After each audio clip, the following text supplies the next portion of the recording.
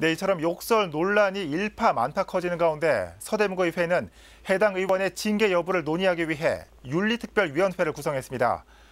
자세한 내용을 취재기자 연결해서 들어보겠습니다. 이혜진 기자.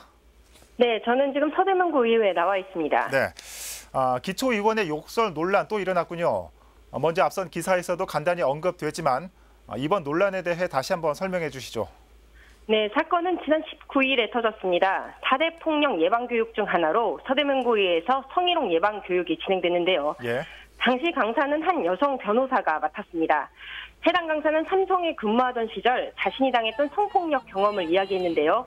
그 과정에서 자유한국당 소속 최원석 의원이 강의 중단을 요구하며 소란이 일어난 겁니다. 예. 부의원이 되기 전에 26년 가까이 삼성에서 일해온 것으로 알려진 최원석 의원은 해당 강사에게 삼성을 모욕하지 말라고 항의했고, 이에 해당 강사는 이미 공론화된 이야기라며 내용이 불편하면 강의실에서 나가도 좋다고 말한 것으로 알려졌습니다. 예. 하지만 이 과정에서 언성이 높아졌고 급기야 최원석 의원이 해당 강사에게 욕설을 전한 것으로 전해지고 있습니다. 예, 그렇군요.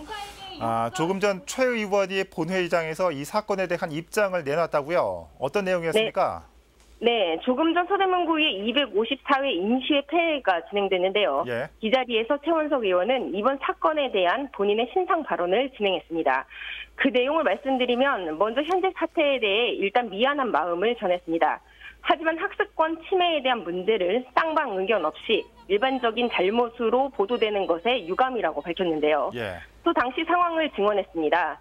삼성에서 겪었던 강사의 성희롱 증언이 다소 선정적이고 또 낯뜨거웠던 상황이라 이에 대한 반론을 제기했는데 해당 강사가 듣기 싫으면 나가라며 학습권을 침해했다는 겁니다. 예. 이로 인해 문제가 불거진 것이며 양방 간의 고성이 오간 것이지 최원석 의원은 강사의 자질 부족 문제를 거론했습니다. 또 예. 당시 행동과 발언은 교육 강사로 인해 시작된 것이지 또 일방적인 혼자만의 고성과 폭언이 아니었다며 다소 억울한 입장을 밝혔습니다. 예. 다만 법적 윤리적 책임이 있다면 이에 대해선 지겠지만 그날 상황에 대해서는 떳떳하다는 입장을 다시 한번 밝혔습니다. 예. 또 당시 교육이후에 강사에게 사과를 하려 했지만 이 사과가 제대로 받아들이지 않아 현재와 같은 상황이 온 것으로 이야기하고 있습니다. 네. 결국 일방적인 고성이나 폭언이 아니라는 점을 다시 한번 강조하고 있습니다. 그렇군요.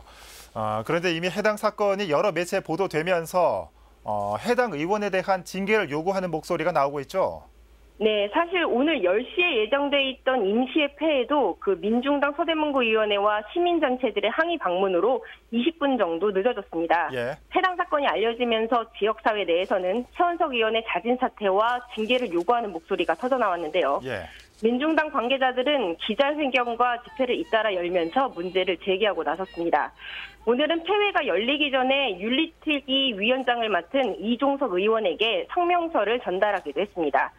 한편 서대문구 의회는 문제가 커지자 서둘러 윤리특위를 구성했습니다. 예. 민주당 이종석 의원을 비롯한 7명으로 구성됐는데요. 윤리특위를 통해 최원석 의원의 징계 여부와 징계 수준을 정할 것으로 보입니다. 규정상 윤리특위는 비공개로 진행됩니다. 예. 오늘 임시회가 폐회되면 그 이후에 본회의가 진행될 예정인데요. 추후에 결과가 나오는 대로 다시 전해드리도록 하겠습니다. 네. 지금까지 서대문구 의회에서 전해드렸습니다. 네, 이혜진 기자 잘 들었습니다. 잊을만 하면 터져나오는 기초의원들의 그릇된 행동들. 오늘은 서대문구 의원의 욕설 논란 살펴봤습니다.